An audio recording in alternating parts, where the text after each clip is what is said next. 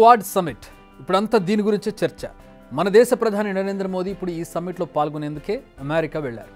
But కొన్నేళ్ల క్రితం వరకు అస్సలు పట్టించుకుని ఈ క్వాడ్కు ఇప్పుడెందుకు ఇంత ఇంపార్టెన్స్ వచ్చింది?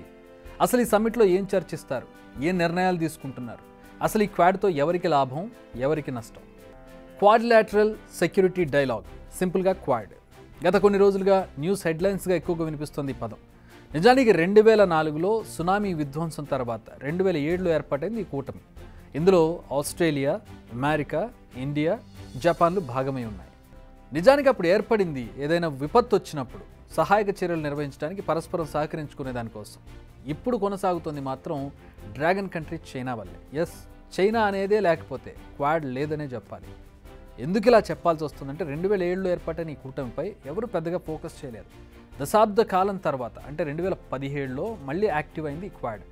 ఎందుకంటే చైనా రోజు రోజుకు బలపడుతుండడం, విస్తరణపై ఫోకస్ చేయడం, సరిహద్దులను మార్చేయడం, ప్రతి దేశంతో తగువులు పెట్టుకోవడం, ఇవన్నీ క్వాడ్ను మరింత దగ్గరకు వచ్చేలా చేశాయి.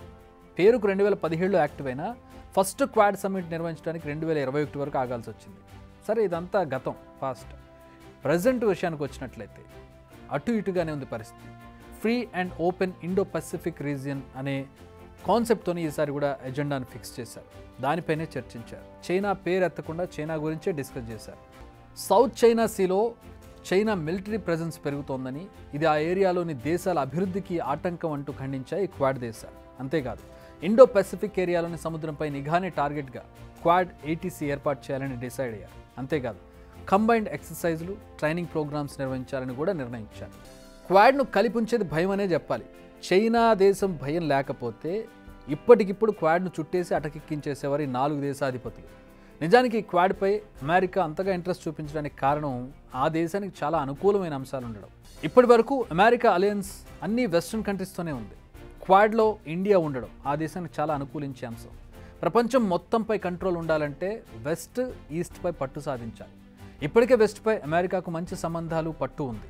బట్ ఈస్ట్ వైపు పరిస్థితి అంత అనుకూలంగా లేదు. ఎందుకంటే చైనా, రష్యా ఈ 2 దేశాలు ఈస్ట్ వైపు ఉన్నాయి. ఈ 2 దేశాలే అమెరికా పెత్తనాన్ని క్వశ్చన్ చేస్తున్నాయి. వాటిని కంట్రోల్ చేయాలంటే భారత్ లాంటి దేశం అవసరం అమెరికాకు చాలా ఉంది. అందుకే క్వాడ్కు చాలా ఇంపార్టెన్స్ ఇస్తోంది అమెరికా. అయితే ఇందులో మనకు ఎలాంటి లాభం లేదా అంటే ఉందనే చెప్పాలి. చైనా సెంట్రిక్గానే క్వాడ్ సమ్మిట్ జరుగుతుండడం మనకు చాలా లాభాన్ని ఇస్తుంది. ఇప్పటికే మనకు చైనాతో బార్డర్ పంచాయతీ చాలా ఉంది. ఒకవేళ ఏదైనా ఉద్రిక్తత నెలకొంటే క్వాడ్లోని దేశాలు మనకు సపోర్ట్గా వచ్చే అవకాశం ఉంటుంది. అట్లీస్ట్ సాఫ్ట్ కార్నర్ ఉంటుంది.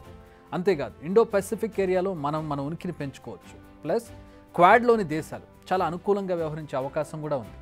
ఫర్ ఎగ్జాంపుల్, మోడీ పర్యటనలో కుదిరిన డీల్స్. ఈ టూర్లో అమెరికా నుంచి 31 MQ-9B డ్రోన్లను కొనుగోలు చేసేందుకు డీల్ కుదిరింది. ఇందులో 16 sky guardian, 15 sea guardian drones ఉన్నాయి. ఈ డీల్ విలువ అక్షరాల $3 బిలియన్. ఇవే కాకుండా భారీ పరికరాలు, jet engines, ammunitions, ground mobility సిస్టమ్స్ను తయారు చేయడం, ఇలా అనేక ఒప్పందాలు కుదిరాయి. ఇది మన డిఫెన్స్ రంగానికి ఎంతో మేలు చేసేది. సో ఇక్కడ ఎవరి అంచనాలు వారికి ఉన్నాయి, ఎవరి లాభాలు వాళ్ళకున్నాయి.